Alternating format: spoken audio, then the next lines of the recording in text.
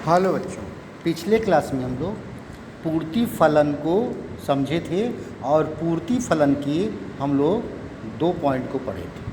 ठीक है ना। पूर्ति फलन डिपेंड करता है फलन संबंध, वस्तु की कीमत, वस्तु की संबंधित की वस्तु की कीमत, उद्योगों में फर्मों की संख्या, उद्योगों का उद्देश्य, उत्पादन के कारकों की कीमत, तकनीकी स्थिति, व्यावसायिक आय, सरकारी। हम लोगों ने 2 पॉइंट इसमें से पढ़ा था। आइए तीसरे से स्टार्ट करते हैं। ठीक है ना। तीसरा क्या है बेटा? उद्योग में फर्मों की संख्या। उद्योग में फर्मों की संख्या। ठीक है, चलो स्टार्ट करते हैं। हम लोग पढ़ रहे हैं पूर्ति, सप्लाई। हम लोग डिमांड पढ़ चुके हैं, जस्ट उसका उल्टा सप्लाई। किसी वस्तु की पूर्ति इसकी संबंधित वस्तु की कीमत पर निर्भर करती है। ठीक है, उससे रिलेटेड जो वस्तु होती हैं उन्हीं पे डिपेंड करती है। ठीक ना। जैसे चाय कॉफ़ी, चाय और कॉफ़ी। अगर मार्केट में कॉफ़ी की कीमत ज़्यादा बढ़ रही है तो वर्तमान कंडीशन में हम चाय की सप्लाई उसी कीमत पे अगर हम अधिकतम कर सकते हैं, यानी कि अधिकतम लाभ कमा सकते हैं। यानी कि कॉफ़ी की रेट बढ़ने की स्थिति में हम चाय की कीमत वर्तमान स्थिति पर ही सप्लाई को हम क्या करेंगे, देते रहेंगे और हमको लाभ अधिकतम हो सकता है। फर्मों का उद्देश्य, फर्मों का उद्देश्य। चलो भाई हर फर्म का उद्देश्य एक ही होता है, प्रॉफिट को मैक्सिमाइज करना, मैक्सिमम प्रॉफिट को अर्न करना। ठीक ना। चलो, यदि फर्म का उद्देश्य अधिकतम लाभ कमाना है तो केवल उच्च कीमत पर ही वस्तु की पूर्ति की जाए, यानी कि सप्लाई हम अधिक हाई कीमत पे करें। ठीक ना। इसके विपरीत यदि फर्म का उद्देश्य बिक्री को अधिकतम करना, यानी कि बिक्री सेल्स को अधिकतम करना, तो हम वर्तमान कीमत पर ही पूर्ति को क्या करेंगे, की जाएगी। ठीक है। तो हम सप्लाई कर रहे हैं तो हमारी चॉइस रहेगी कि रेट को कंट्रोल करके सप्लाई को हम अधिकतम करें। ठीक ना। लेकिन हर फर्मों की कीमत, हर फर्मों का उद्देश्य प्रॉफिट को मैक्सिमाइज़ करना होता है। ठीक ना। यदि हम बिक्री को मैक्सिमाइज़ करना चाहें तो हम कीमत को वर्तमान कीमत पर ही वस्तु की सप्लाई करने के लिए अच्छा होगा। उत्पादन के कारकों की कीमत, उत्पादन के कारकों की कीमत। किसी वस्तु की पूर्ति पर उत्पादन के उन कारकों का भी प्रभाव पड़ता है जिनका प्रयोग करके उत्पादन जिनका प्रयोग करके उत्पादन किया जाता है।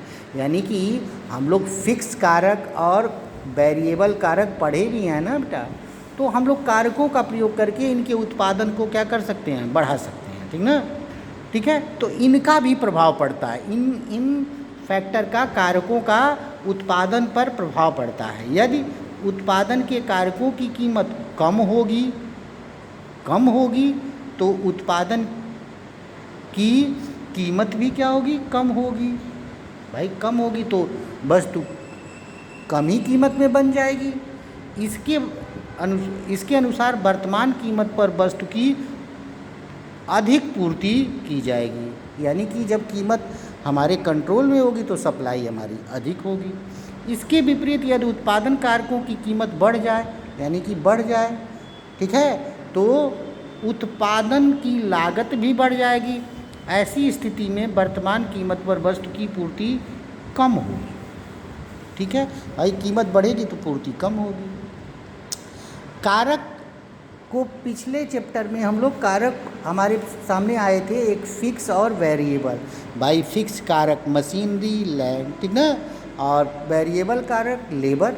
ठीक है, तो उन्हीं कारकों को हम चेंज करके, ठीक ना, उन्हीं कारकों को हम चेंज करके उत्पादन को क्या कर सकते हैं, बढ़ा सकते हैं। तकनीक की स्थिति। ठीक है, उत्पादन में तकनीक में सुधार होने के फलस्वरूप उत्पादन लागत में भी कमी होती है। जैसे जैसे टेक्निक बढ़ती है, टेक्निक में सुधार होता है, वैसे वैसे प्रोडक्शन कास्ट कम होता है। भाई वर्तमान समय में तो हमारी प्रतिदिन टेक्निक बढ़ रही है, प्रतिदिन एक नई नई टेक्निक का हम इस्तेमाल करते हैं और इन टेक्निक का इस्तेमाल हम व्यवसाय में भरपूर करते हैं, ठीक ना। तो जैसे जैसे टेक्निक हमारी बढ़ेगी लागत हमारी क्या होगी, कम होगी।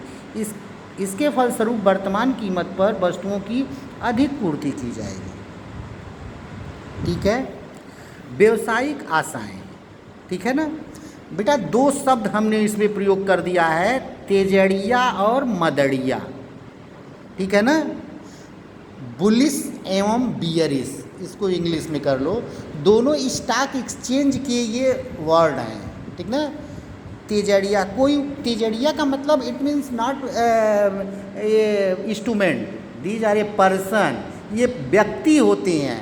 हमारे स्टॉक एक्सचेंज में ये दोनों व्यक्ति होते हैं जो मार्केट को बढ़ाने और घटाने में मदद करते हैं।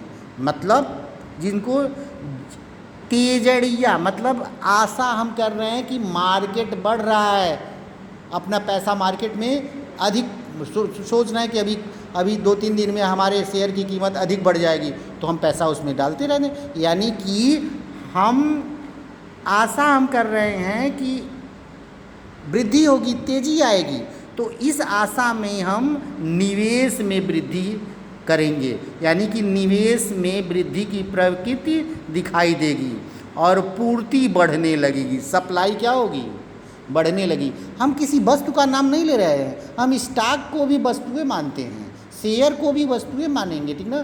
तब शेयर को अपने पैसे को बढ़ाने के चक्कर में हम पैसे को लगाते जाएंगे, यानी कि सप्लाई को बढ़ाते जाएंगे, ठीक ना। इसके विपरीत जब वस्तु की कीमत स्थिर रहने पे पूर्ति की गई मात्रा में वृद्धि होगी। इसके विपरीत मदड़िया मंदी की आसन, सीधे सीधे मदड़िया का मतलब मंदी कर लो, ठीक है। बुलिश बियरिश, ठीक है। मतलब हम जान रहे हैं कि अब रेट घट रहा है, तो इस स्थिति में, ठीक है, इसकी विपरीत स्थिति होगी। हम सप्लाई को कम करेंगे, कम उसमें निवेश करेंगे। यानी कि यह व्यावसायिक आशा के आधार पर हम अपनी सप्लाई को घटा बढ़ा सकते हैं, ठीक ना। ये दो शब्दों का हमने यूज़ किया, तेजड़िया और मदड़िया, बुलिश एवं बियरिश। ये स्टॉक एक्सचेंज के दोनों वर्ड हैं बेटा, ठीक है। गवर्नमेंट पॉलिसीज़, हमारे बिजनेस का सबसे अहम रोल निभाता है, हमारे देश की गवर्नमेंट निभाती है पॉलिसी बनाकर, ठीक है ना। हमारी गवर्नमेंट की पॉलिसी इस बिज़नेस को, हमारे व्यावसायिक क्रियाओं के सप्लाई को अधिक प्रभावित करती है। सरकार की कर नीति भी वस्तु की बाजार में पूर्ति को प्रभावित करती है। कर में वृद्धि होने के फलस्वरूप पूर्ति क्या हो जाती है, कम हो जाती है, जबकि अनुदान की स्थिति में वृद्धि के कारण पूर्ति में भी क्या हो जाती है, वृद्धि हो जाती है। जब सरकार टैक्स को थोड़ा अधिक करती है तो सप्लाई भाई तुरंत कम हो जाएगी। भाई रेट बढ़ने लगेगा, वस्तुओं का रेट बढ़ने लगेगा, तो फर्में सप्लाई मार्केट में देना थोड़ा कम, क्योंकि रेट बढ़ जाएगा तो सप्लाई कोई जल्दी लेगा नहीं, कम लेगा। और जब उस पर कोई अनुदान, कोई छूट, कोई मतलब डिस्काउंट की स्थिति में होगा, तब सप्लाई बढ़ जाएगी। आशा है कि बेटा वीडियो समझ में आएगी तो कमेंट जरूर करना। Thank you.